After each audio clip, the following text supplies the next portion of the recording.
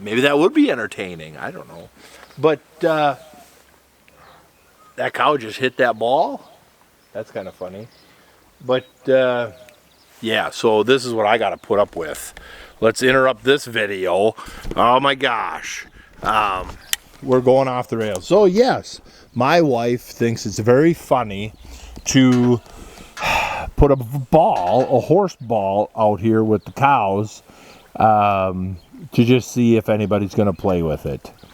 And yeah, that's her. Because then she'll come out and she'll sit on it and she'll have the apples and oats treats for the cows.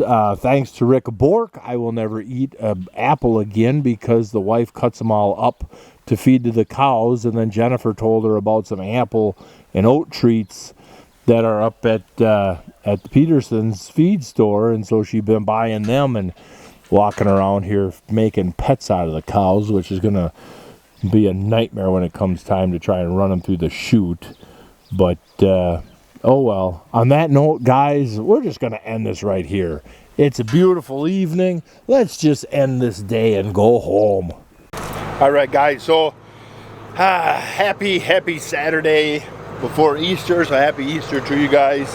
We're going to get the grain cart emptied and the gravity wagons emptied of rye and get that put back in the bin. And then we're going to go next door and start vacuuming out of that other bin to combine the two bins into one, and then hopefully we can keep it for storage this summer and then have cover crop seed for this fall for people.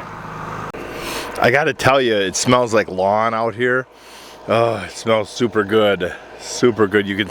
All right, guys. Hey, short little success story of Minnesota being a Minnesota cooperative farmer. But before we get into that, I just want to say congratulations to my nephew Jared and his bride-to-be Molly. They're fantastic kids, starting their life out here. They finally got engaged. Oh my gosh, finally. But no, congratulations to them two kids. And that's why I can't go to the National Strip Till Conference, is because August 5th is the National Strip Till Conference, which you guys should be going to. But that's the day of their wedding that I have to be going to.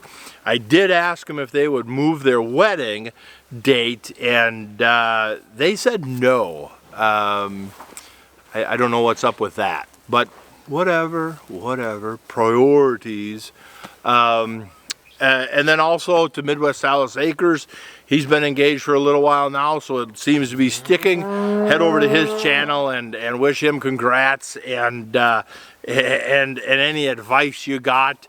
It's funny, as his fiance Crystal has a sister Caitlin, and I keep getting them mixed up all the time. And I can do that because I'm not engaged to either of them.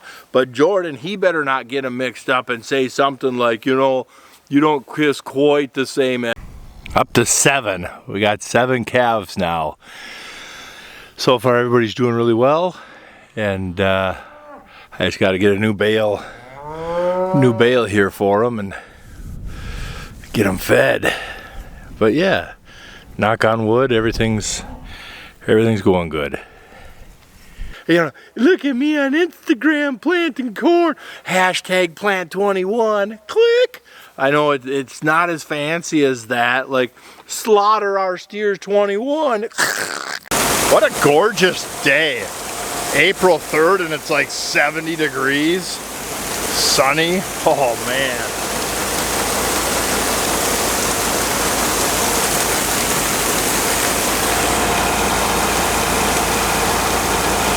I would not mind doing a cropping system that allowed me to be doing grain in this kind of weather versus November and December for soybeans and corn. I'm not gonna lie.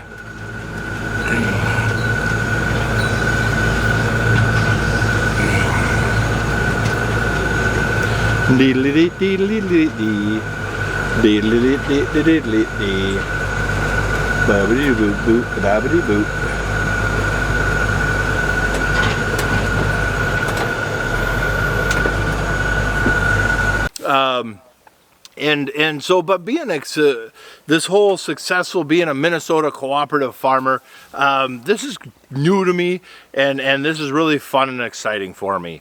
Instead of having a conversation about how we need to, you know, fight each other and closed auction bids, and once you hear over the police scanner that Widow Johnson has the coroner to come pick up the body, that you got to beat the ambulance to her place to make my condolences, here's my offer on your land. You know, instead of talking about that ugly greed and that ugly side of mainstream ag, I'd rather have more fun talking about the cooperative Minnesota farmer side, Minnesota cooperative side of farmers, because that's the cool part. This is the part I'm really falling in love with, is because we're to a point now that cheap food is now a very high profit for us.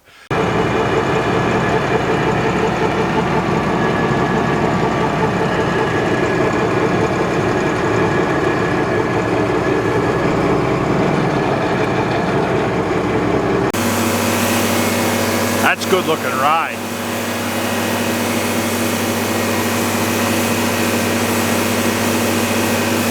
It's really good looking.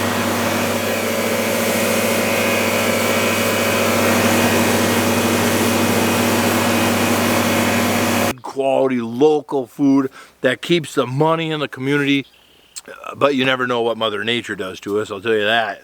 Got my ass kicked a couple years in a row now and it's starting to hurt, but yeah, so what is happening is there is a group of farmers over west of me here that they all sell meat, produce, you know, chicken, pork, and beef, plus veggies and your potatoes and you know, your roots and the Minnesota produce. And they sell that directly to consumers, and they are growing so fast is that they can't get more land, and they're not going to be competing to get more land. So they reached out to me and other soil health farmers that have the row crop acres, and hey, could you grow some barley and peas for us to feed our growing herd? It's easy to go buy livestock, it's not easy to acquire land. And I said, abso-frickin-lutely, I will. So we're gonna pick out 40 or 50 acres, depending on how it works out with the seed. You know, I bought seed for 50 acres, but you know how that goes. So I'm just gonna strike out some fields with the peas and the barley.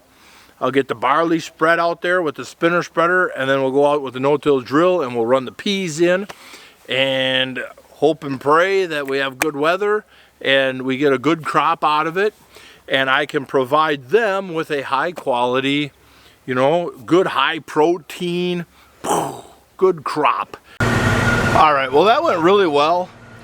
Since that rye is so nice, what I think I might do is park it in the shed and then call the guys who are looking for some rye and let them know, hey, I got some really nice stuff over here. So then either get the grain vac up on the grain cart kind of deal, or just get a truck. I think for right now we just get a truck right underneath it. Fill right into a truck. That'd probably be the easiest. It comes out of that grain vac pretty all right, and so that's probably what we're gonna do. I don't know. Yeah. Oop, watch your speed. But yeah, man, things are gonna green up this week. Hot weather with a chance of some rain. Because there's a good chance that my auto repair shop is buying meat from these people who buy grain from me, who I get my car fixed at. And same with the local Napa store. Them guys there buy their stuff from these guys, which buy from me, which I spend the money with them. Yeah, it works. It works well. And so that, oh man, being a Minnesota cooperative farmer, That is nice. I'm telling you, I hope I can keep growing this. My fantasy of this, my pipe dream of this is, one, we just keep scaling up our own beef herd, bring in our own processing somehow, and two, we keep scaling up. I would love to have like the Nodax, you know, like Farming 4G and some of them other Nodax out there, how they have all them hopper bins out there, and or Grow This Farm Up with his seed work, how he had all them hopper bins. I'd love to have a bunch of hopper bins out back here full of rye, wheat, barley, oats, peas, you know, ground corn and all this other stuff, and just be selling to local people so they can finish their own animals, or they can do their retail animals, and at the same time have our own growing retail meat side of things. But